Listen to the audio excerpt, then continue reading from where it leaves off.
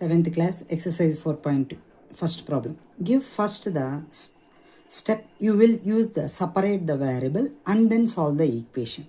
First step ఏం చేయాలంట, separate చేయాలి దేన్ని, వేరియబుల్ అంటే దానికి ఒక ఫిక్స్డ్ వాల్యూ ఉండదు అనమాట, వాటిని వేరియబుల్స్ అంటారు. ఫర్ ఎగ్జాంపుల్ XYZ స్మాల్ ఏ నుంచి జెడ్ వరకు ABCD అన్నీ ఏ నుంచి జెడ్ వరకు వచ్చేవన్నిటిని కూడా ఏమంటారు, వేరియబుల్స్ అంటారు. ఫస్ట్ ఏం చేయాలంట, వేరియబుల్స్ని సపరేట్ చేసి తర్వాత వచ్చి మనము ప్రాబ్లమ్ని ఏం చేయాలా, సాల్వ్ చేయాలి, ఈక్వేషన్ని సాల్వ్ చేయాలి. ఎలా చేస్తారు చూడండి. ఇక్కడ వేరియబుల్ అంటే గుర్తుపెట్టుకోండి, ఏ నుంచి జెడ్ వరకు ఉన్న స్మాల్ లెటర్స్ అన్నీ కూడా వేరియబుల్ని ఎప్పుడూ కూడా మనము లెఫ్ట్ సైడ్ పెట్టుకొని మిగతా అన్నిటినీ కూడా ఈక్వల్కి ఈ వైపు పంపిద్దాం. ఇక్కడ చూడండి, ఫస్ట్ x-1 = 0.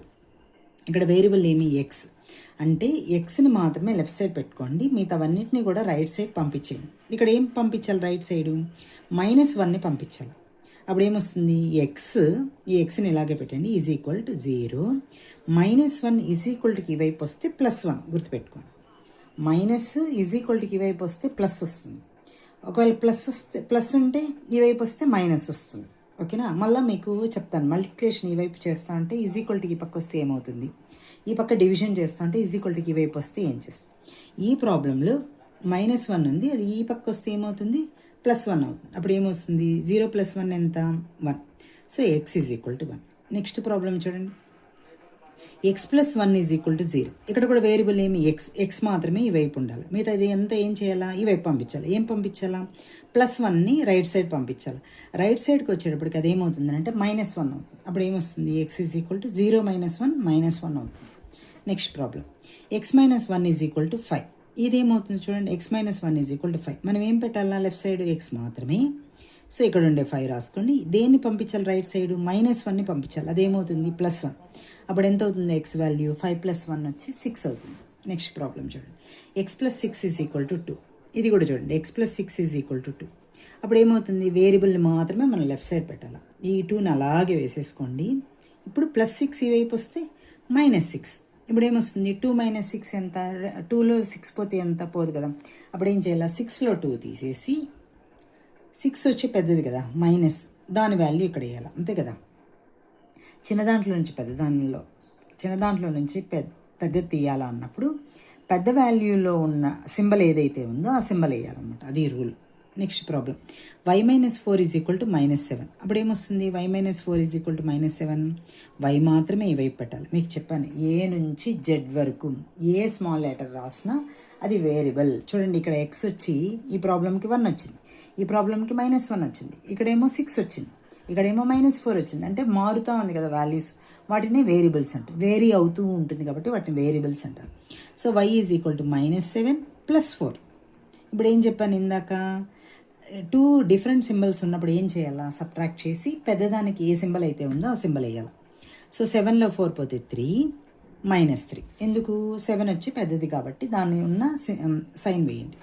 నెక్స్ట్ ప్రాబ్లం చూడు, y - 4 = 4. అప్పుడు ఏమవుతుంది, y = 4. ఈ -4 ఈ వైపు వస్తే +4 అవుతుంది.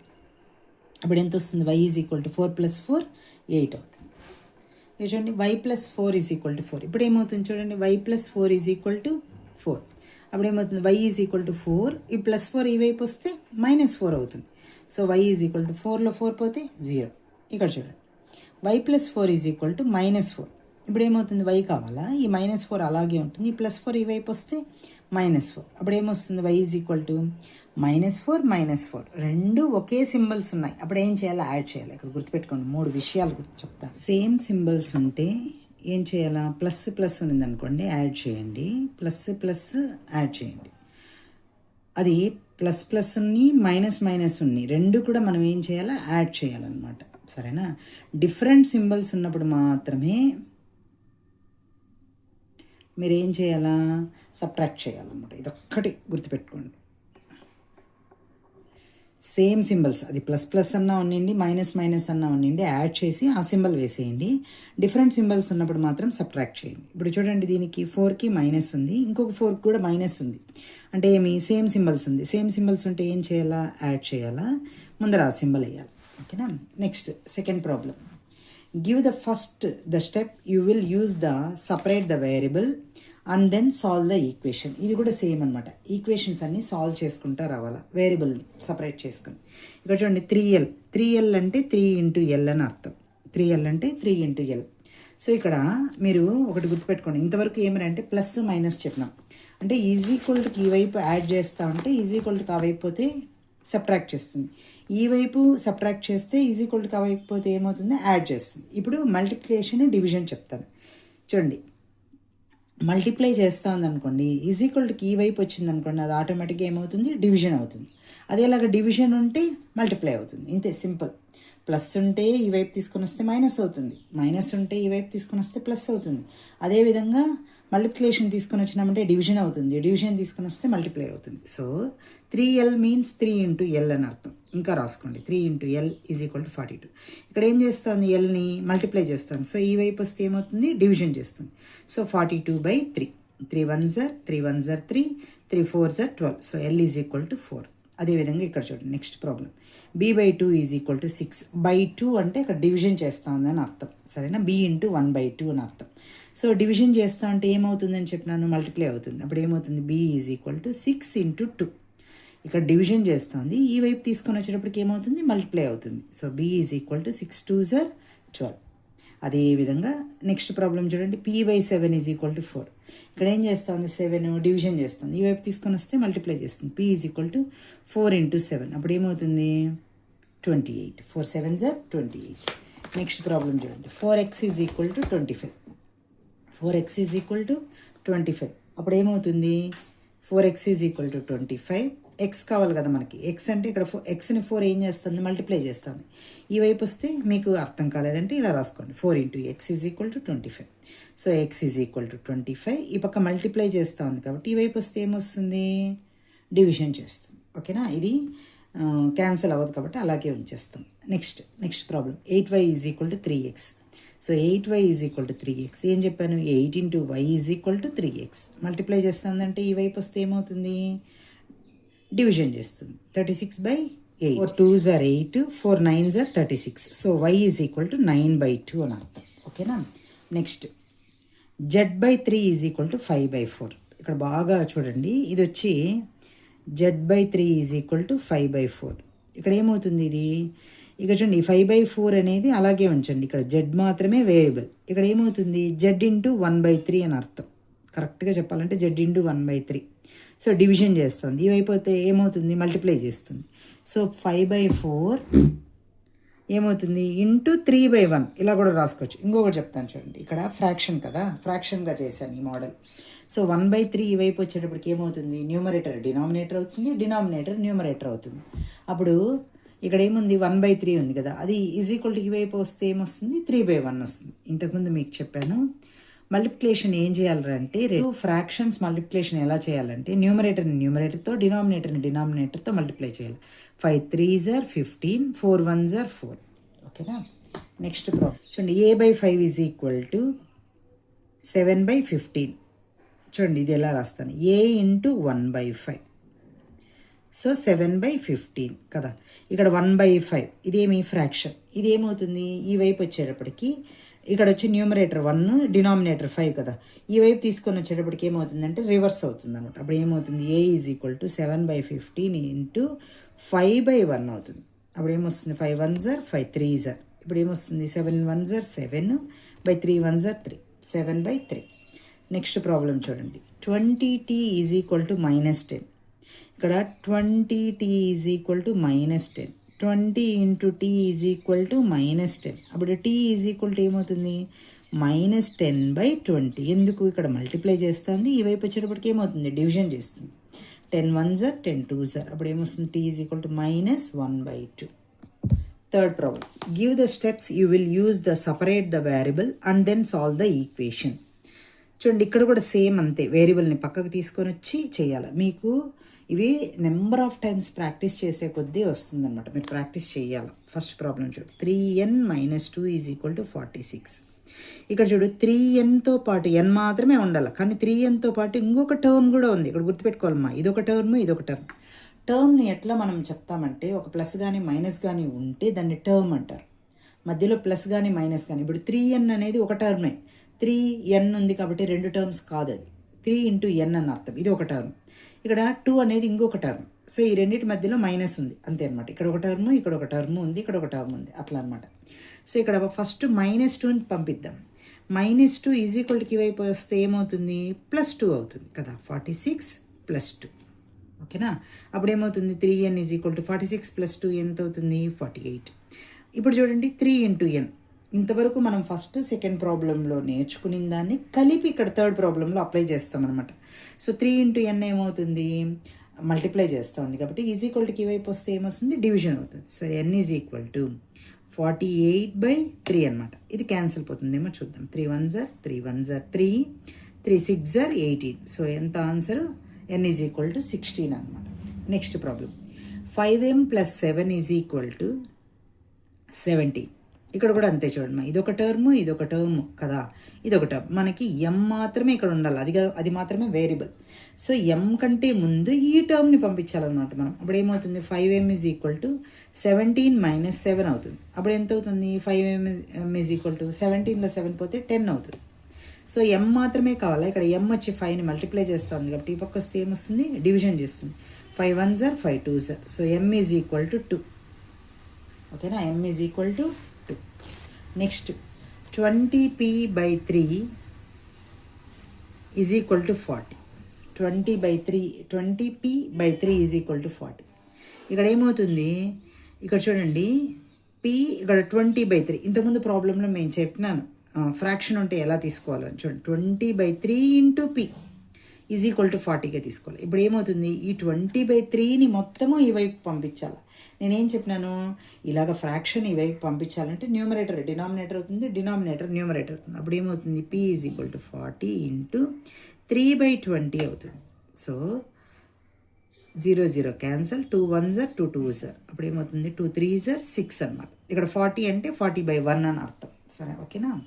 ఇక్కడ చూడండి అదేలాగా ఈ ప్రాబ్లం కూడా చేద్దాం. 3/10 ఈజ్ ఈక్వల్ టు 6.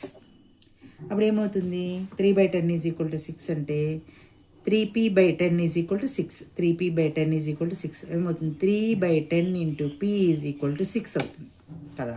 అప్పుడు ఏమొస్తుంది, ఇది ఫ్రాక్షన్ ఈ వైపు పంపించేటప్పటికి ఏమవుతుంది, p is equal to 6 into numerator denominator అవుతుంది, డినామినేటర్ న్యూమరేటర్ అవుతుంది.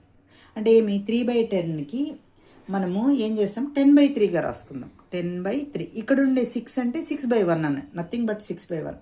ఇప్పుడు చూడండి న్యూమరేటర్ డినామినేటర్లో ఏదైనా క్యాన్సిల్ చేస్తే చేయొచ్చు. 3 1s 3 2s పోతే p is equal to 2 10s 20, 1 1s 1. So p value వచ్చి 20 అవుతుంది అన్నమాట. Next fourth problem, solve the following equation. 10p is equal to 100. ఇంకొక మెథడ్ చెప్పిస్తాను ఇక్కడ. మీరు ఇదే ఇప్పుడు నేను చెప్పిన మెథడ్లోనూ చేసుకుంటా పోవచ్చు, ఇంకా మెథడ్స్ కొత్త మెథడ్స్ చెప్పిస్తాను. 10p is equal to 100. ఇక్కడ p అనే వేరియబుల్ని 10 చేంజ్ చేస్తుంది, మల్టిప్లై చేస్తుంది కదా. నేనేం చేస్తానంటే బోత్ సైడ్ 10తో డివిజన్ చేస్తాను, చేయొచ్చు తప్పలేదు. ఏ చేసినా ఈక్వల్ టు ఈ వైపు ఏం చేస్తామో రైట్ సైడ్ ఏం చేస్తామో లెఫ్ట్ సైడ్ కూడా అదే చేస్తే నో ప్రాబ్లం, వాల్యూ మారదనమాట. సో ఇక్కడ ఈ 10 పోవాలి అంటే నాకేం చేయాలా, ఇక్కడ మల్టిప్లై చేస్తాను కాబట్టి డివిజన్ చేసుకుంటా రావాలి.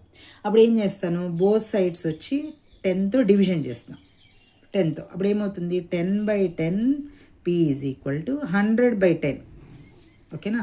10 10 క్యాన్సిల్ అవుతుంది, p వస్తుంది. ఇక్కడ ఏమవుతుంది, 0 0 క్యాన్సిల్ అవుతే 10 వస్తుంది. మీరు నార్మల్గా నేను చెప్పిన మెథడ్లో కూడా చేయొచ్చు, ఈ మెథడ్లోనూ చేయొచ్చు. ఇంతకుముందు మెథడ్ ఏం చెప్పినాను, 10p అంటే 10 ఇంటూ p కదా. అంటే ఏమని అర్థం, ఈ పక్క మల్టిప్లై చేస్తుంది, ఈజ్ ఈక్వల్ టు వైపు వస్తే ఏమవుతుంది, డివిజన్ చేస్తుంది. ఆ మెథడ్లో కూడా చేయొచ్చు మీరు ఓకేనా. మీరు నెంబర్ ఆఫ్ మెథడ్స్ చేసేది నేర్చుకోవాలి. So next problem, 10p + 10 is equal to 100 ఓకేనా. దీన్ని కూడా బోత్ సైడ్స్ 10తో డివిజన్ చేసుకుంటాను చేయొచ్చు, లేదంటే నేను ఇంతకుముందు ఇంకో మెథడ్ చెప్పించినాను కదా, ఏమి ఈ టర్మ్ని మాత్రమే ఈ వైపు పంపించి కూడా చేయొచ్చు. నేనేం చేస్తాను చూడండి, ఈ వైపు పంపించి ఈ మెథడ్లో చేస్తాను, మీరు 10తో డివిజన్ చేసే మెథడ్ చేయండి. ఇక్కడ 100 - 10 ఎందుకు, ఈ పక్క +10 ఉంది కాబట్టి ఈజ్ ఈక్వల్ టు ఈ పక్క వస్తే ఏమొస్తుంది, -10. 10p is equal to 90. అప్పుడు p ఎంత అవుతుంది, 90/10. 0 0 క్యాన్సిల్ అవుతుంది, ఇంకేముంటుంది, 9 ఉంటుంది. సో p వాల్యూ ఎంత, 9 అనమాట. Next p/4 is equal to 5. p/4 is equal to 5. అప్పుడు ఇక్కడ పీని 4 ఏం చేస్తుంది, డివిజన్ చేస్తుంది. ఈ వైపు వస్తే ఏమవుతుంది, మల్టిప్లై అవుతుంది. P is equal to 5 × 4. So P is equal to 5 4s are 20. Next problem, -p/3 is equal to 5.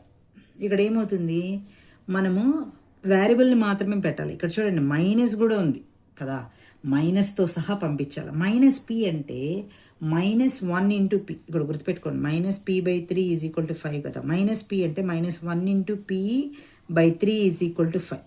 ఓకేనా? అప్పుడు ఏమవుతుంది, ఈ టర్మ్ మొత్తాన్ని పంపిస్తాం. అర్థమవుతుందా? ఏమవుతుంది, ఇది మీరు 2 రకాలుగా చేయొచ్చు. ఈ 3 ఇక్కడ డివిజన్ చేస్తుంది కాబట్టి ఇక్కడ మల్టిప్లై చేసి, ఇది ఇక్కడ మల్టిప్లై అవుతుంది కాబట్టి ఇది డివిజన్ చేయొచ్చు. నేనేమంటానంటే ఒకేసారి ఫ్రాక్షన్ని తీసుకెళ్ళిపోండి ఆ వైపుకి. అప్పుడు ఏమవుతుంది, -1/3 కాస్త ఏమవుతుంది, 3/-1 అవుతుంది. అప్పుడు ఏమవుతుంది, p ఈజ్ ఈక్వల్ టు 5 × న్యూమరేటర్లోనే ఉండొచ్చు మైనస్, డినామినేటర్లో ఉండొచ్చు, తప్పేం లేదు. సో 3/-1 అవుతుంది. అప్పుడు ఏమవుతుంది, p is equal to 5 3s are 15/-1. అప్పుడు p ఈజ్ ఈక్వల్ టు -15 అవుతుంది. ఓకేనా? Next 3p/4 is equal to 6. Simple మా, 3p/4 ఈజ్ ఈక్వల్ టు 6. 3/4 అనమాట. 3/4ని ఆ వైపు పంపిద్దాం. p ఈజ్ ఈక్వల్ టు 6 × 4/3 అవుతుంది. చెప్పినా కదా 3/4 అనేది ఫ్రాక్షన్, ఆ వైపు వెళ్తే 4/3. 3 1s are 3 2s are. అప్పుడు p is equal to 2 4s are 8 అవుతుంది. ఓకేనా? Next problem, 3s is equal to -9. అప్పుడు s ఈజ్ ఈక్వల్ టు ఏమవుతుంది, -9/3. అప్పుడు s is equal to 3 1s are 3 3s are -3. ఓకేనా? Next problem, 3s + 12 is equal to 0. చూడండి, ఇది ఒక టర్మ్, ఇది ఒక టర్మ్, ఇది కూడా ఒక టర్మే. 0 ఆల్సో 1 టర్మ్. అప్పుడు ఏమవుతుంది, 3s + 12 is equal to 0. 3s is equal to 0 - 12. ఎందుకు, ఈ +12 ఈ వైపు వస్తే ఏమొస్తుంది, -12 వస్తుంది. అప్పుడు 0లో -12 పోతే ఎంత, -12. అప్పుడు s is equal to -12/3. 3 1s are 3 4s are. ఇక్కడ మైనస్ ఉంది, గుర్తుపెట్టుకోండి. అప్పుడు s is equal to -4. Next 3s is equal to 0. ఇక్కడ 3s ఈజ్ ఈక్వల్ టు 0 అంటే 3 × s. 3 × s is equal to 0. s is equal to 0/3. 0/3 ఏమవుతుంది, 0 అవుతుంది. మీకు ఇంతకుముందు ఒక డివిజన్ చెప్పించినాను. 0తో ఏ నెంబర్ని డివిజన్ చేసినా అది 0నే అవుతుంది. ఓకేనా? Next 2q is equal to 6. అప్పుడు q ఎంత, 6. ఇక్కడ మల్టిప్లై చేస్తుంది కాబట్టి ఏమవుతుంది, డివిజన్ చేస్తుంది. అప్పుడు ఏమవుతుంది, 2 1s are 2 3s are. q is equal to 3. ఓకేనా? Next problem, 2q - 6 is equal to 0. 2q - 6 is equal to 0. ఇది ఒక టర్మ్ కదా. 2q ఈజ్ ఈక్వల్ టు 0 + 6 అంటే ఏమవుతుంది, -6 ఈ వైపు వస్తే ఏమవుతుంది, +6. 2q is equal to 6. అప్పుడు q ఎంత అవుతుంది, 6/2. 2 1s are 2 3s are. q is equal to 3. q is equal to 3. Next problem చూడు, 2q + 6 ఈజ్ ఈక్వల్ టు 0. ఇక్కడ tq ఇంతకుముందే చెప్పినాను, 0 -6. ఇక్కడేమో ఈ ప్రాబ్లంలో -6 ఈ వైపు వస్తే +6 అయింది. +6 ఈ వైపు వస్తే -6 అవుతుంది. అప్పుడు ఏమవుతుంది, 2q ఈజ్ ఈక్వల్ టు -6. ఇప్పుడు q ఎంత అవుతుంది, -6/2. 2 1s are 2 3s are. ఇక్కడ వచ్చి ఏమవుతుంది, q ఈజ్ ఈక్వల్ టు -3. మీరు ముందు ప్రాబ్లం ఈ ప్రాబ్లం బాగా అబ్జర్వ్ చేయండి. ఇక్కడ వేరేలాగా వస్తుంది, ఇక్కడ వేరే. ఇక్కడ -6 ఉంది కాబట్టి ఇక్కడ +6 అయింది. ఇక్కడ +6 ఉంది కాబట్టి ఈ వైపు వస్తే ఏమవుతుంది, -6 వస్తుంది. Next problem, 2q + 6 is equal to 12. tq 12 - 6. ఎందుకు -6, +6 ఈ వైపు వస్తే ఏమైంది, -6 అయింది. అప్పుడు 2q ఈజ్ ఈక్వల్ టు ఏమవుతుంది, 6 అవుతుంది. q ఈజ్ ఈక్వల్ టు ఏమవుతుంది, 6/2 వస్తుంది. 2 1s are 2 3s are. అప్పుడు q వాల్యూ ఎంత, 3.